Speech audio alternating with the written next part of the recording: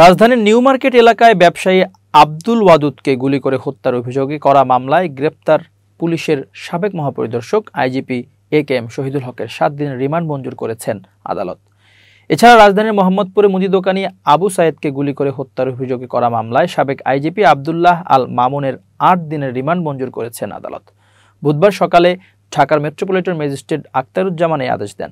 বুধবার সকাল 6টা 45 তাদের আদালতে আনা হয়। এ সময় মামলার সুষ্ঠু তদন্তের স্বার্থে তাদের দুজনকে 10 দিনের রিমান্ড নিতে আবেদন করে পুলিশ। শুনানি শেষে ঢাকার মেট্রোপলিটন ম্যাজিস্ট্রেট আদালত আখতারুজ্জামান শহীদুল হকের 7 দিন ও মামুনের 8 দিনের রিমান্ড মঞ্জুর করেন। এর আগে মঙ্গলবার রাতে শহীদুল হককে উত্তরা 16 নম্বর সেক্টর থেকে গ্রেপ্তার করে ঢাকা মহানগর পুলিশের গোয়েন্দা বিভাগ ডিবি। এছাড়া পুলিশের সাবেক মহাপরিদর্শক চৌধুরী আব্দুল্লাহ আল মামুনকেও গ্রেপ্তার করা হয়।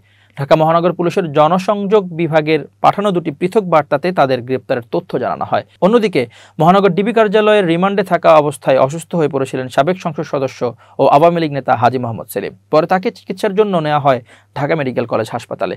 সেখান থেকে বুধবার সকালে আবারও আদালতে হাজির করা হলে আদালত তাকে কারাগারে পাঠানোর নির্দেশ দেন। শুনানি শেষে ঢাকার মেট্রোপলিটন ম্যাজিস্ট্রেট মোহাম্মদ আখতারুজ্জামান এই আদেশ দেন। গত 2 সেপ্টেম্বর একই আদালত লালবাগ থানার আইডিয়াল কলেজের ছাত্র খালিদ হাসান সাইফুল্লাহ হত্যা মামলায় হাজী সেলিমের 5 দিনের রিমান্ড মঞ্জুর করেন। রিমান্ড চলা অবস্থায় অসুস্থ হয়ে পড়লে গত মঙ্গলবার দিবাগত রাত 11টা 40 হাজী মোহাম্মদ সেলিমকে একটি সাদা মাইক্রোবাসে করে চিকিৎসার জন্য ঢাকা মেডিকেল কলেজ হাসপাতালে নিয়ে আসেন। রাত পার না হতেই আজ সকালে তাকে আদালতে তোলা হয়। রিমান্ড ফেরত প্রতিবেদনে তদন্ত কর্মকর্তা উল্লেখ করেন, আসামি হাজী মোহাম্মদ সেলিম আদালতে আদেশ মোতাবেক পুলিশ রিমান্ড প্রাপ্ত হয়ে হাইকোর্টের নির্দেশনা মেনে সতর্কতার সাথে মামলার ঘটনার বিষয়ে দফায় দফায় জিজ্ঞাসাবাদ করা হয়েছে। আসামির নিকট থেকে মামলার ঘটনার বিষয়ে বেশ কিছু গুরুত্বপূর্ণ তথ্য পাওয়া গেছে, যা মামলার সুষ্ঠু তদন্তের স্বার্থে গোপন রেখে যাচাই বাছাই করে দেখা হচ্ছে।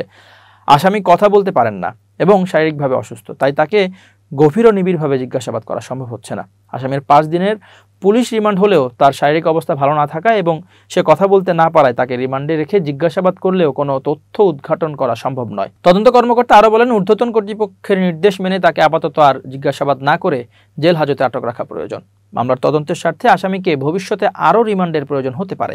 বৈষম্য বিরোধী ছাত্র আন্দোলনে গত 18 জুলাই লালবাগের আজিমপুর সরকারি আবাসিক এলাকায় আইডিয়াল কলেজের প্রথম বর্ষের ছাত্র খালিদ হাসান সাইফুল্লাহ গুলিবিদ্ধ হয়ে মারা যান। এ ঘটনায় তার বাবা কামরুল হাসান 19 আগস্ট লালবাগ থানায় হত্যা মামলা করেন। মামলায় সাবেক প্রধানমন্ত্রী শেখ হাসিনা ও হাজী মোহাম্মদ সেলিম সহ 52 জনকে আসামি করা হয়। গত 1 সেপ্টেম্বর দিবাগত মধ্যরাতে রাজধানীর বংশাল থানাধীন এলাকা থেকে হাজী সেলিমকে এই মামলায় গ্রেপ্তার করা হয়। এরপর গত 2 সেপ্টেম্বর মামলাটির তদন্ত কর্মকর্তা লালবাগ থানার সাব ইন্সপেক্টর আক্কাস মিয়া হাজী সেলিমকে আদালতে হাজির করে জিজ্ঞাসাবাদের জন্য 10 দিনের রিমান্ড চেয়ে আবেদন করেন। আবেদনের পরিপ্রেক্ষিতে আদালত তার 5 দিনের রিমান্ড মঞ্জুর করেন। এর আগে 2008 সালে অবৈধ সম্পদ অর্জনের অভিযোগে দুর্নীতি দমন কমিশনের মামলায় 13 বছরের সাজা হয় হাজী সেলিমের। পরবর্তী সময়ে 2022 সালে এই সাজা কমিয়ে 10 বছর করে হাইকোর্ট।